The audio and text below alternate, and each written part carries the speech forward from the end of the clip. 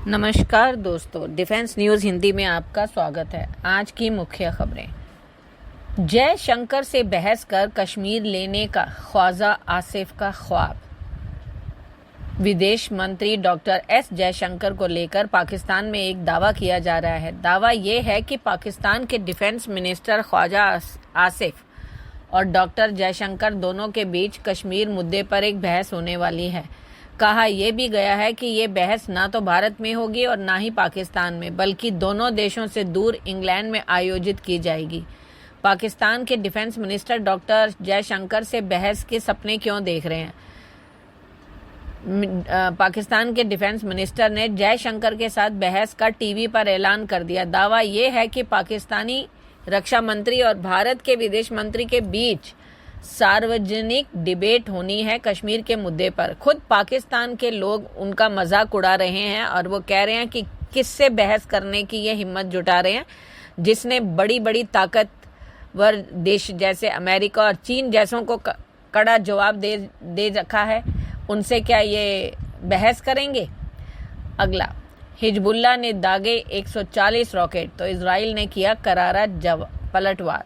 ऐसा लग रहा है कि मिडल ईस्ट का तनाव अब युद्ध तक पहुंचकर ही मानेगा। 3 दिन तक लेबनान में हिजबुल्लाह पर इजराइल ने हमले किए। अब हिजबुल्लाह ने भी ऐलाने जंग करते हुए उत्तरी इजराइल पर ताबड़तोड़ 140 रॉकेट दाग दिए हैं। हिजबुल्लाह ने शुक्रवार को उत्तरी इजराइल पर रॉकेट बरसाए हैं।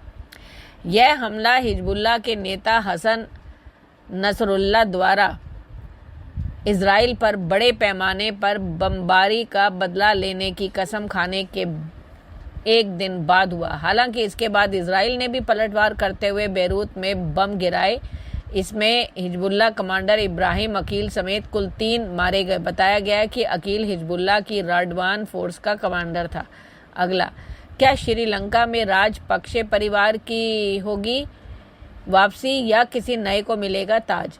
श्रीलंका में शनिवार को राष्ट्रपति चुनाव के लिए मतदान हो रहा है। साल 2022 के आर्थिक संकट के बाद श्रीलंका का यह पहला चुनाव है। देश भर में 13,400 से अधिक मतदान केंद्रों पर 1,70,00,000 लोग अपने मताधिकारों का इस्तेमाल करेंगे।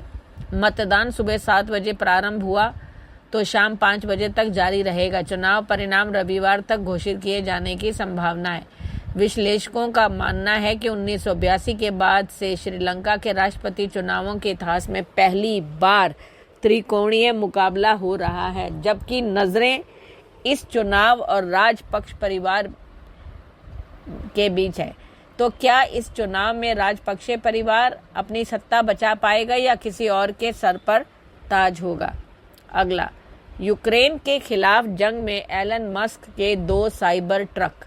चेचन्या के लीडर और वार लॉर्ड रमजान कादिरोव ने हैरान करने वाला खुलासा किया। उसका दावा है कि उसने 2 साइबर ट्रक को यूक्रेन के खिलाफ जंग के मैदान में उतारा है। साइबर ट्रक को एलन मस्क की कंपनी टेस्ला बनाती है। सामान्य लोगों के पास अभी तक यह गाड़ी ढंग से पहुंची नहीं, लेकिन जंग के मैदान में उतार दी गई है। कादिरोव ने इससे पहले दावा किया था कि एलन मस्क ने उसे साइबर ट्रक गिफ्ट की है, लेकिन मस्क ने इस बात का खंडन कर दिया। मस्क ने कहा कि उन्होंने ऐसा कुछ नहीं किया और ना ही कादिरोव से मिले। फिर मामला कुछ हफ्तों तक शांत था। अगला, पीएम मोदी की यात्रा को लेकर अमेरिका के भारतीयों में उत्साह। क्वाड शिखर सम्मेलन में भाग लेने के लिए पीएम नरेंद्र मोदी अमेरिका पहुंच चुके हैं। यहां वे 3 दिवसीय यात्रा पर पहुंचे, जहां शिखर सम्मेलन को पीएम मोदी संबोधित भी करेंगे। पीएम मोदी की इस यात्रा को लेकर लोगों में उत्साह का माहौल है। इसे लेकर भारतीय अमेरिकी यूएस कांग्रेसी श्री थानेदार ने कहा कि अमेरिका में रहने वाले भारतीय प्रवासी प्रधानमंत्री मोदी की अमेरिका यात्रा को लेकर बहुत उत्साहित हैं। बहुत से लोग हैं जो उनसे प्यार करते हैं और वे देश के लिए उनके द्वारा किए गए कामों की सराहना करते हैं। प्रधानमंत्री नरेंद्र मोदी की दूरदर्शिता के कारण भारत एक सुपर आर्थिक शक्ति बन गया और पूरे अमेरिका में रहने वाले भारतीय उनके अमेरिका पहुंचने पर उनका स्वागत करने के लिए बहुत उत्साहित है। अगला, श्रीलंका के मौजूदा राष्ट्रपति रानिल विक्रमसिंघे देश को आर्थिक संकट से बाहर निकालने के अपने प्रयासों की सफलता के आधार पर एक निर्दलीय उम्मीदवार के तौर पर चुनाव लड़ रहे हैं। कई विशेषज्ञ इसके लिए 75 साल के विक्रमसिंघे की सराहना कर चुके हैं।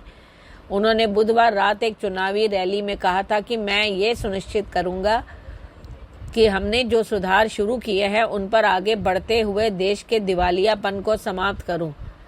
त्रिकोणीय चुनावी लड़ाई में विक्रमसिंघे को नेशनल पीपल्स पार्टी के 56 वर्षीय अनुरा कुमार दिसानायक और समागी जन बालावेग्या के 57 वर्षीय नेता साजिद प्रेमदासा से कड़ी टक्कर मिल रही है। अगला, भारत को लेकर ईरान के सुप्रीम लीडर अली खमेनी ने क्यों दिया जहरीला बयान। भारतीय मुस्लिमों को लेकर ईरान के सर्वोच्च नेता अयातुल्ला अली खमेनी ने एक बार फिर से जहरीली टिप्पणी की है और यह टिप्पणी उन्होंने भारत को लेकर भी की है। खमेनी ने अपने एक्स हैंडल पर पोस्ट में लिखा है कि यदि हम म्यांमार, गाजा, भारत या किसी अन्य स्थान पर किसी मुस्लिम को होने वाली पीड़ा से बेखबर हैं तो हमें खुद को मुसलमान नहीं मानना चाहिए। ईरानी सुप्रीम लीडर इतने पर ही नहीं रुके, उन्होंने कहा कि भारत के मुसलमानों का उत्पीड़न हो रहा है।